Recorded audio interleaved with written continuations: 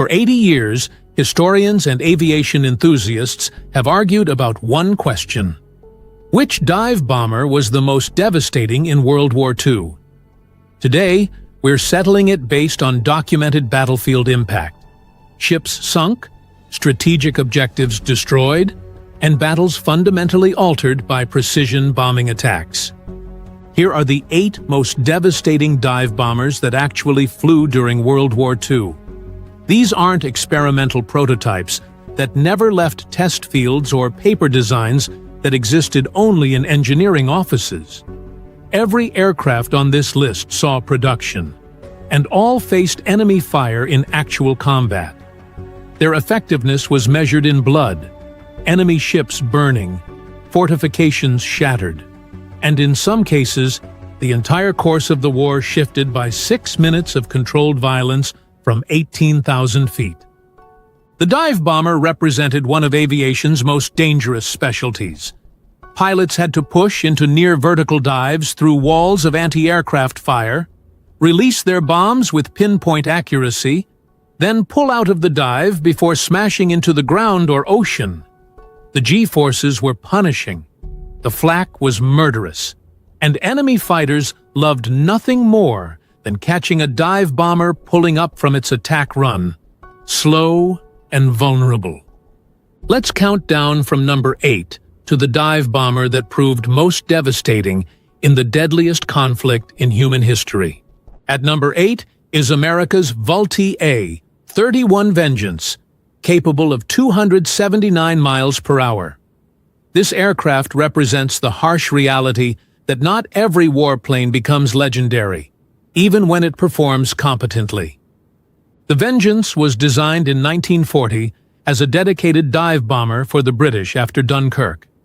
It featured a Wright R 2600 Cyclone engine producing 1,600 horsepower, perforated dive brakes, and could carry 2,000 pounds of bombs internally. Over 1,900 were built between 1942 and 1944. The Royal Air Force used them primarily for training, passing operational aircraft to Commonwealth forces. The Royal Australian Air Force flew them successfully in Burma against Japanese targets. But the Vengeance arrived just as fighter bombers like the P-47 Thunderbolt proved they could deliver ordnance accurately while defending themselves against enemy fighters. The specialized dive bomber was becoming obsolete. American forces barely used the Vengeance in combat, relegating most to training duties by 1943. The Vengeance's legacy is simple. Timing matters as much as capability. At number 7 is Britain's Blackburn Skua, reaching 225 miles per hour. This aircraft holds a special place in dive bomber history despite its limitations. The Skua was the Royal Navy's first all-metal monoplane fighter bomber, entering service in 1938. It featured a 2-man crew, 4 303 machine guns, and carried a single 500-pound bomb. On April 10, 1940, 16 Skuas from RNAS Hatston attacked the German cruiser Königsberg in Bergen Harbor, Norway. The cruiser had been damaged by Norwegian shore batteries. The Skuas dove through intense anti-aircraft fire and scored 3 direct hits. Königsberg became the first major warship ever sunk by dive bombers in combat, a historic validation of precision dive bombing. But the Skua's 225 miles per hour top speed made it prey for Messerschmitt Bf-109s. Losses were severe when forced to fight German fighters during the Norwegian campaign. By early 1941, the Skua was withdrawn from frontline duties and found a second career as a target tug. The Skua proved dive bombers could sink capital ships with precision, but it also revealed the fatal vulnerability. Magnificent at their specialized task, desperately vulnerable to fighters. Number 6 is the Ferry Barracuda, capable of 235 miles per hour. This ungainly-looking aircraft proved surprisingly effective despite developmental problems that plagued it throughout the war. The Barracuda entered service in 1943 as a replacement for the obsolete Fairey Swordfish biplane. It featured distinctive high-mounted wings, a three-man crew under a long greenhouse canopy, and large Fairey Youngman flaps that could deflect 30 degrees upward to act as dive brakes. These flaps were crucial. They stabilized the aircraft during steep dives and provided crucial control during the heart-stopping moment of pulling out. The Barracuda was designed around the powerful Rolls-Royce Griffon engine, but production shortages forced the use of the less powerful Merlin instead. This left the aircraft chronically underpowered for its size and weight. Worse, the hydraulic system leaked ether-laced fluid into the cockpit, causing pilots to experience drowsiness, dizziness, and nausea during extended missions. Hardly ideal when you're diving toward a target through anti-aircraft fire. Despite these flaws, the Barracuda achieved notable success. Its primary mission became attacking the German battleship Tirpitz, hiding in Norwegian fjords, where its mere existence tied down significant British naval resources. On April 3, 1944, 42 Barracudas from HMS Victorious and HMS Furious conducted Operation Tungsten, attacking Tirpitz with 1,600-pound armor-piercing bombs. They scored multiple direct hits, killing 122 German sailors and putting the battleship out of action for 3 months. The Barracuda conducted multiple strikes against Tirpitz throughout 1944, each time facing massive anti-aircraft fire from the ship and shore batteries. These were some of the most heavily defended targets in the European theater, and Barracuda crews pressed home their attacks with remarkable courage, despite the aircraft's limitations. Before we get to the top 5 most devastating dive bombers, I'd love to know where you're watching from and which of these aircraft you think deserves the #1 spot. Drop a comment below and let me know if you'd heard about the Blackburn Skua sinking the Königsberg. And if you're enjoying this deep dive into World War II aviation, hit that subscribe button so you don't miss the next one. Number 5 is America's Curtiss SB-2C Helldiver, reaching 295 miles per hour and earning the nickname Son of a Bitch Second Class from the pilots who flew it. The Helldiver's development was troubled. The prototype crashed, production aircraft suffered structural failures, and stability problems. The Royal Navy rejected them due to appalling handling characteristics. Even experienced American naval aviators initially refused to trust the aircraft. But once the bugs were worked out by late 1943, the Helldiver proved devastatingly effective. It was larger and more powerful than the Dauntless, carrying 2,000 pounds of bombs internally. It featured perforated dive flaps that reduced tail buffeting and had genuine speed and range.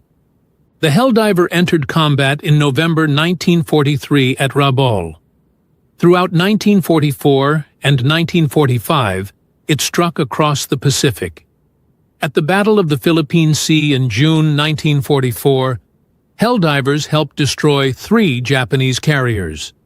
At Leyte Gulf in October 1944, they contributed to sinking the super battleship Musashi and multiple carriers. The remarkable statistic, the Helldiver sank more enemy shipping tonnage than any other Allied dive bomber. More than the Dauntless. The Beast proved that raw effectiveness sometimes matters more than popularity. The Helldiver remained in service until 1959, making it the last purpose-built dive bomber ever operated by any military. At number 4 is the Soviet Union's Petlyakov PE-2, capable of 336 miles per hour at altitude. This aircraft is probably the most capable dive bomber on our entire list that virtually nobody outside Russia has heard of. With 11,427 units produced, the PE-2 was the most produced dive bomber of World War II. It was also the 3rd most numerous twin-engine warplane of the entire war. behind only the Junkers Ju-88 and the Wellington. Yet in Western histories, it barely receives mention, a historical injustice, considering its impact on the Eastern Front. The PE-2's origins are as remarkable as its performance. The design team worked in a Soviet gulag, imprisoned on false charges during Stalin's purges. Vladimir Petliakov and his engineers were designing a high-altitude fighter when Soviet leadership, impressed by reports of German Stuka success, ordered the design converted to a dive bomber. They were given 45 days to complete the conversion. Failure was not an option in Stalin's USSR. The result was extraordinary. The PE-2 could perform level bombing, dive bombing, and reconnaissance missions with equal effectiveness. It was fast enough to outrun many German fighters, particularly at altitude. It carried up to 2,600 pounds of bombs, had a crew of 3 protected by armor, and featured defensive armament of up to 5 machine guns. On the Eastern Front, PE-2s attacked German armor columns, troop concentrations, supply lines, and fortifications. During the Battle of Kursk in July 1943, PE-2 regiments conducted hundreds of sorties daily against German panzer formations. During Operation Bagration in summer 1944, they devastated German defensive positions, enabling the massive Soviet advance that pushed into Poland. Soviet women pilots flew PE-2s in combat. The 587th Bomber Aviation Regiment, commanded by Marina Raskova, operated PE-2s throughout the war. These women faced the same dangers as male crews: anti-aircraft fire, fighter attacks, mechanical failures, and achieved comparable success rates. The PE-2 remained in Soviet service until 1954, with Poland operating them until 1957. It represented the Soviet Union's ability to produce effective, practical combat aircraft in massive quantities, exactly what the Eastern Front demanded. At number 3 is Japan's Aichi D-3A, Allied reporting name VAL, reaching 267 miles per hour. This aircraft earned its ranking through sheer destructive impact across the Pacific War. The VAL was Imperial Japan's primary carrier-based dive bomber from 1940 through 1944. Designed with input from German engineers at Heinkel, it featured an elliptical wing similar to the Spitfires, fixed landing gear with aerodynamic spats, and excellent handling characteristics that made it stable during the critical bombing run. December 7, 1941, Pearl Harbor. VALs from 6 Japanese carriers participated in both attack waves, striking battleships, cruisers, and shore installations with devastating accuracy. They contributed to sinking or heavily damaging 8 battleships, including USS Arizona. The psychological impact of that attack reverberated worldwide, but the tactical precision was all VAL dive bomber crews. But Pearl Harbor was just the beginning. In April 1942, VALs struck the British Eastern Fleet in the Indian Ocean, sinking the carrier HMS Hermes and the cruisers HMS Cornwall and HMS Dorsetshire. In May 1942, during the Battle of the Coral Sea, VALs severely damaged USS Lexington, contributing to her eventual loss. The first American carrier sunk in the war. The VAL's finest and most tragic hour came at the Battle of Midway in June 1942. VAL dive bombers severely damaged USS Yorktown in 2 separate attacks, demonstrating their accuracy even under intense anti-aircraft fire and fighter opposition.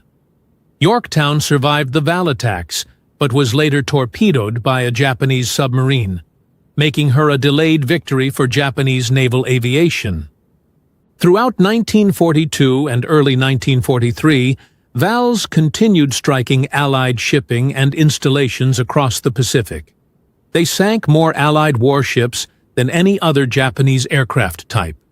Their crews pressed attacks with a determination that bordered on fanaticism, diving through walls of defensive fire to deliver their bombs with precision. As the war turned against Japan, VALS faced increasingly overwhelming opposition from American fighters like the F-6F Hellcat.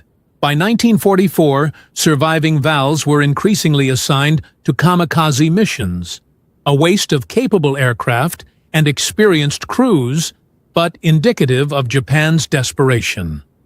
The VALS legacy is measured in Allied warships on the ocean floor. It was the dive bomber that brought America into World War II with devastating force, and it remained effective until Japanese naval aviation itself was destroyed by attrition. At number 2 is Germany's Junkers Ju-87 Stuka, reaching 255 miles per hour and earning a reputation that still echoes through history. I know what you're thinking. The Stuka should be number 1. And if we were ranking by cultural impact, psychological warfare, or sheer iconic status, you'd be absolutely right. The Stuka, short for Sturzkampfflugzeug, literally dive bomber, became the symbol of German blitzkrieg warfare. Its inverted gull wings and fixed landing gear made it instantly recognizable. But what made it terrifying was the Jericho trompete, the wailing siren mounted on its landing gear that screamed during dive attacks. This wasn't an accident or byproduct. It was psychological warfare by design, meant to terrify troops on the ground. From 1939 through 1941, the Stuka was devastatingly effective. In Poland, Stukas destroyed bridges, artillery positions, and command centers with pinpoint accuracy, enabling German panzer columns to advance at unprecedented speed. In France, they shattered defensive lines and created panic among Allied forces. In the early phase of Operation Barbarossa against the Soviet Union, Stukas destroyed hundreds of Soviet aircraft on the ground and ravaged Red Army formations. The Stuka's accuracy was legendary. Experienced pilots could place bombs within 25 feet of their target from 4,000 feet altitude, precision that conventional level bombing couldn't match. The aircraft featured automatic dive brakes, an automatic pull-up system that recovered the aircraft even if the pilot blacked out from G-forces, and specialized bomb racks that swung bombs clear of the propeller arc. Hans Ulrich Rudel, the most decorated German serviceman of World War II, flew Stukas exclusively. He personally destroyed 519 tanks, 1 battleship, 1 cruiser, and 70 landing craft, plus numerous other targets. Rudel flew 2,530 combat missions, more than any other pilot in history. His success demonstrated what a skilled pilot could achieve in a Stuka. But the Stuka had a fatal flaw: speed, or rather, lack of it. When it faced modern fighter opposition with radar-directed interception, the Stuka became a death trap. During the Battle of Britain in 1940, RAF fighters slaughtered Stuka formations, shooting them down at rates that forced their withdrawal from the campaign. The aircraft that had seemed invincible against Poland and France couldn't survive against Spitfires and Hurricanes. Yet the Stuka adapted. It transformed into a tank killer on the Eastern Front, equipped with 37mm cannons that could penetrate Soviet armor. It operated as a night harassment bomber. It served as a ground attack aircraft where air superiority protected it. The Stuka continued production until 1944, with over 6,000 built, testament to its continued utility despite its limitations. The Stuka deserves immense respect. It pioneered precision dive bombing tactics, proved psychological warfare could be integrated into aircraft design, and achieved remarkable success for the first 2 years of the war. But we're ranking battlefield effectiveness and strategic impact. And there's one dive bomber that achieved something the Stuka never matched, changing the entire course of a war in 6 minutes. And at number 1, the most devastating dive bomber of World War II, the Douglas SBD Dauntless, reaching 255 miles per hour, the same top speed as the Stuka, but with a combat record that fundamentally altered history. The Dauntless doesn't have the Stuka's dramatic appearance or terrifying siren. It's a workmanlike aircraft with a simple design: low-mounted wings, perforated dive brakes, a crew of 2, and reliable construction. American pilots nicknamed it slow but deadly, acknowledging its modest performance while respecting its effectiveness. But here's what matters. On June 4, 1942, at the Battle of Midway, SBD Dauntless dive bombers changed the course of the Pacific War in 6 minutes of combat. Lieutenant Commander Wade McCluskey led 37 Dauntlesses from USS Enterprise, searching desperately for the Japanese carrier fleet. His aircraft were running low on fuel when he spotted a Japanese destroyer racing northeast at high speed. McCluskey made a calculated gamble. The destroyer was likely rejoining the main fleet. He followed its wake. At 10:22 a.m., McCluskey's dive bombers burst through the clouds above the Japanese carriers Kaga, Akagi, and Soryu. The carriers were in their most vulnerable state, aircraft being refueled and rearmed on deck, aviation fuel lines open, bombs and torpedoes stacked everywhere. The Japanese were preparing for their own strike against the American carriers, never expecting an attack at this moment. McCluskey radioed, "Attack! Attack!" The Dauntlesses rolled into their dives. Anti-aircraft fire filled the sky, but the pilots held steady. At 1,500 feet altitude, they released their 1,000-pound bombs and pulled up through the black smoke of their own explosions. In the next 6 minutes, Dauntless dive bombers from Enterprise, Yorktown, and Hornet scored devastating hits on all 4 Japanese carriers present at Midway. Akagi, Kaga, Soryu, and Hiryu, the veteran carriers that had struck Pearl Harbor 6 months earlier, were burning wrecks. 3 were abandoned and scuttled within hours. Hiryu survived until evening before she too was abandoned. Japan lost 4 fleet carriers, 248 aircraft, and over 3,000 sailors, including many of their most experienced pilots and mechanics.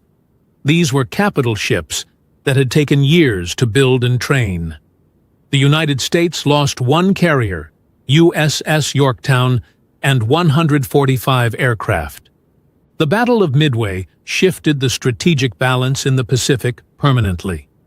Japan never again possessed the carrier strength to conduct major offensive operations. The United States gained the initiative and never relinquished it.